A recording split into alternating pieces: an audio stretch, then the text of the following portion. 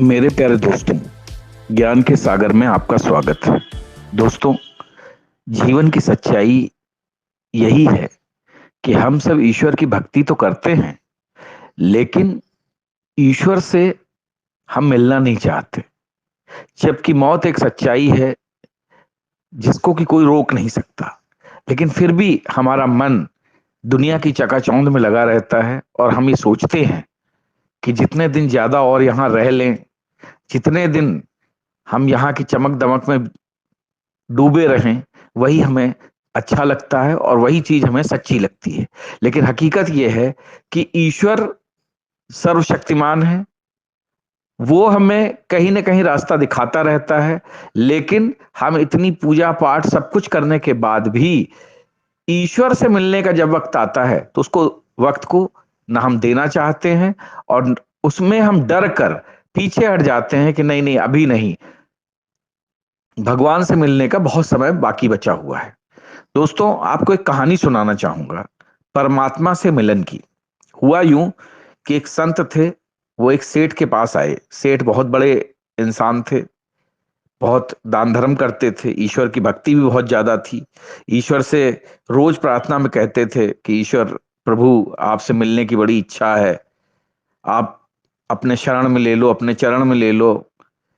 तो ईश्वर ने उन संत को जो है सेठ जी के पास भेजा, क्योंकि ईश्वर उनकी सेवा से प्रसन्न थे। संत मिले उनसे। उन्होंने कहा कि सेठ जी, अगर आप चाहें तो मैं आपको भगवान से मिलवा सकता हूं, चलिए भगवान से मिलवा देता हूं। तब सेठ एकदम से होश में आए। भक्ति करना एक अलग बात है, हकीकत दूसरी है। सेठ ने तुरंत कहा, महाराज, मैं भगवान से मिलना तो चाहता हूं, पर अभी मेरा बेटा छोटा है, वह कुछ बड़ा हो जाए तब मैं चलूंगा। संत ने कहा, ठीक है, कोई बात नहीं, मैं इंतजार करूंगा। बहुत समय के बाद संत फिर आए। बोले, अब तो आपका बेटा बड़ा हो गया है, चलिए चलते हैं, भगवान से मिलते हैं। सेठ ने कहा, अरे महाराज, उसकी सगाई हो गई है, उसका विवाह हो जाता, घर में बहू आ जाती, तब मैं चल पड़ता। संत ने फिर उनको देखा। बोले, अच्छा चलो ठीक है, देखते हैं। संत फिर चले गए। फिर 3 साल बाद आए। बहू आंगन में घूम रही थी। संत बोले, सेठ जी अब चले, अब तो बहू भी आ गई है, अब क्या परेशानी है, भगवान से मिलने का आपका मन भी करता है। सेठ बोले, महाराज, मेरी बहू को बालक होने वाला है, मेरे मन में कामना रह जाएगी कि मैंने पोते का मुंह नहीं देखा, एक बार पोता हो जाए तब चलेंगे। संत हंसने लगे। बोले, चलो कोई बात नहीं, ठीक है, फिर देखते हैं। संत को तो सब पता था, अंतर्यामी थे, ईश्वर ने ही भेजा था। कुछ दिनों बाद संत फिर से आए, तो देखा तब तक सेठ जी की मृत्यु हो चुकी थी। उस समय सेठ उसी घर में बैल बनकर उस अपने बच्चे का सामान ढो रहे थे, अपनी दुकान का सामान ढो रहे थे। संत उस बैल के पास गए, उसके कान में बोले, अरे सेठ जी, अब तो आप बैल हो गए हो, अब तो भगवान से मिल लो, अब क्या परेशानी है, कब तक यूं बोझा ढोते रहोगे। सेठ के मन से लालच नहीं गया। सेठ बोले, मैं इस दुकान का बहुत बड़ा काम कर देता हूं, मैं न रहूंगा तो मेरा लड़का कोई और बैल रख लेगा, वह खाएगा ज्यादा और काम कम करेगा, जिससे मेरे बेटे का नुकसान हो जाएगा, इसलिए मुझे अभी रहने दो, मैं बाद में चलूंगा। संत फिर हंसते हुए चले गए। कुछ देर बाद फिर आए, तब तक बैल भी मर गया था। तो देखा, संत जो सेठ जी थे, वो कुत्ता बनकर दरवाजे पर बैठे हुए थे। संत हंसते हुए उसके पास गए, उसके कान में कहा, अरे सेठ जी, अब तो आप कुत्ता हो गए हो, अब तो भगवान से मिलने चलो। सेठ जी फिर से बोले कुत्ते के रूप में, बोले, महाराज, आप देखते नहीं कि मेरी बहू कितना सोना पहनती है, अगर कोई चोर आया तो मैं भौंक कर भगा दूंगा, मेरे बिना कौन इसकी रक्षा करेगा। संत हंसने लगे।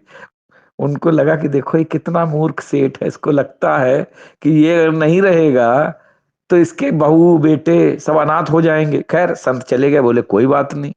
कुछ दिनों बाद फिर से आए, तो देखा कि कुत्ता भी मर चुका था, कि कुत्ते की उम्र कोई ज्यादा तो होती नहीं।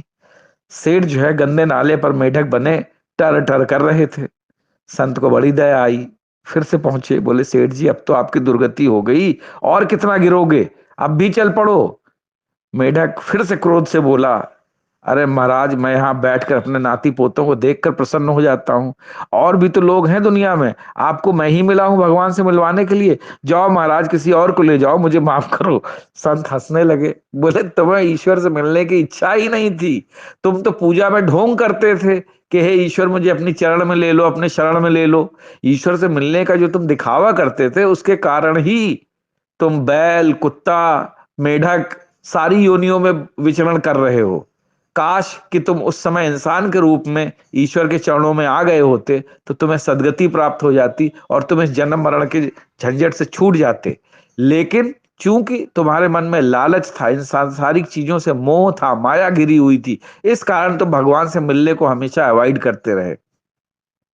तो दोस्तों, ये सेठ जी की नहीं, हम में से लाखों करोड़ों लोगों की सच्चाई है कि हम सांसारिक मोह माया में इतने ज्यादा फंसे रहते हैं कि हम चाहते तो हैं कि हमें ईश्वर से साक्षात्कार हो, लेकिन ईश्वर से हम मिलना नहीं चाहते, क्योंकि हमें लगता है कि अगर हम चले गए इस दुनिया से तो पता नहीं हमारे पीछे क्या होगा। तो दोस्तों, ये दुनिया ऐसे ही चलनी है। आप परमानेंट नहीं है, यहाँ पर सब कुछ टेम्परेरी है। और फिर इस पृथ्वी नाम के ग्रह पे तो हम बहुत ही छोटी सी एंटिटी हैं। पृथ्वी ग्रह भी बहुत छोटा है। हमारे सौर मंडल में न जाने कितने बड़े बड़े ग्रह हैं, जिसमें कि हजारों लाखों पृथ्वियां समा सकती हैं, और न जाने कितने ग्रहों पर हमारे जैसा जीवन होगा। तो इसलिए कभी भी अपने आप पे घमंड न करें, कभी भी लालच न करें, क्योंकि हम बहुत ही क्षुद्र हैं, बहुत ही छोटे हैं। हमारी एक इसी दुनिया में करीब 600 करोड़ से ऊपर लोग रहते हैं। सोचिए, 600 करोड़ में हम अकेले हैं। हमारी क्या औकात है, हमारी क्या वक़्त है, हमारी क्या हकीकत है।